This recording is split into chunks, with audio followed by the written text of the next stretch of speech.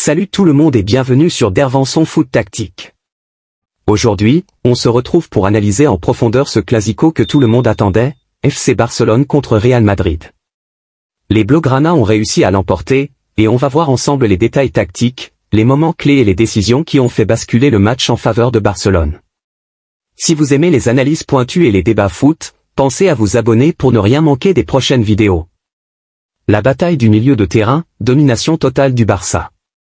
Dès le coup d'envoi, on a vu que Barcelone avait une vraie stratégie pour contrôler le milieu de terrain.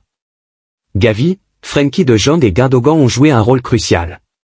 Le Real Madrid a essayé de mettre en place son jeu habituel de transition rapide, mais Barcelone ne leur a jamais laissé cette chance. Gavi, en particulier, a pressé de manière agressive, empêchant Modric et Kroos de construire calmement. Les joueurs du Barça se déplaçaient sans cesse pour offrir des solutions de passe et créer du déséquilibre dans la structure défensive madrilène. Frenkie de Jong, avec sa capacité à porter le ballon et à se projeter vers l'avant, a souvent surpris la défense adverse. Cette maîtrise du milieu a donné le rythme au Barça et a laissé peu d'options au Real pour reprendre le contrôle. Une défense parfaitement ajustée pour contrer le Real. La défense du Barça a joué un rôle énorme aujourd'hui. Ronald Araujo, connu pour sa force physique et sa rapidité, a mis en échec Vinicius Junior, ne lui laissant que très peu de liberté.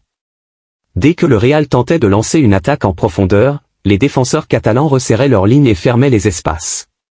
Ça a empêché des joueurs comme Rodrigo et Bellingham d'entrer dans la surface avec le ballon. Xavi a aussi fait en sorte que ses défenseurs latéraux, notamment Baldé, soient plus attentifs pour bloquer les centres et les montées des arrières madrilènes. Cette organisation défensive précise a forcé le Real à prendre des tirs de loin ou à tenter des actions individuelles risquées, ce qui n'a jamais réellement mis le Barça en danger. Le pressing intense et le positionnement stratégique de Xavi. L'une des choses les plus marquantes dans ce match, c'était la pression constante exercée par le Barça.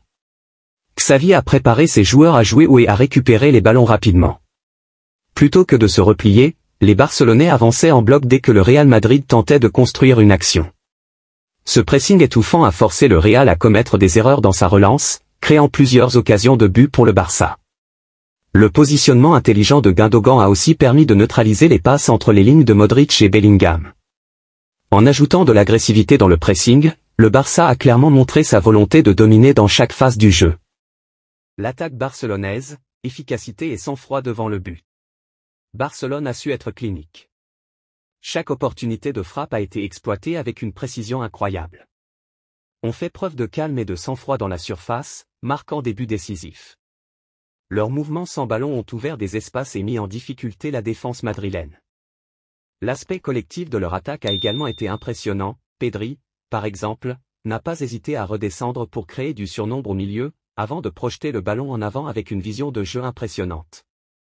Les passes précises et rapides entre les joueurs offensifs ont totalement désorienté la défense du Real, et c'est là qu'on a vu toute la maîtrise tactique du Barça. Le rôle des supporters et de l'ambiance au Camp Nou. Jouer à domicile donne toujours un avantage, surtout dans un classico. Les supporters barcelonais étaient à fond, et on sentait cette énergie sur le terrain. Ce soutien a boosté les joueurs du Barça, leur permettant de rester concentrés et motivés tout au long de la rencontre. Dans les moments difficiles, entendre les chants et les encouragements des fans a certainement fait la différence. Ce soutien a aussi ajouté une pression supplémentaire pour le Real, qui a dû gérer cette ambiance hostile. À chaque action, chaque duel, on pouvait entendre le public réagir, ce qui a clairement boosté le moral des Barcelonais et perturbé les Madrilènes. Les choix de coaching et l'impact des changements. Xavi a également fait des choix stratégiques au bon moment.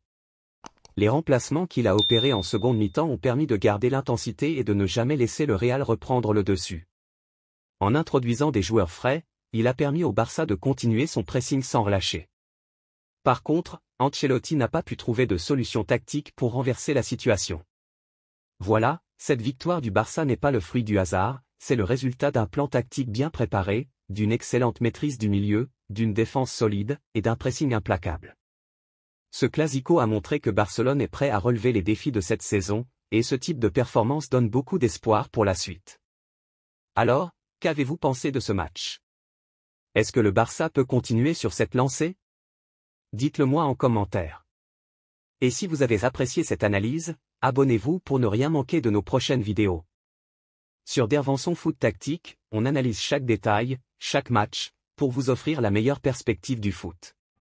Merci d'avoir regardé, et à très bientôt.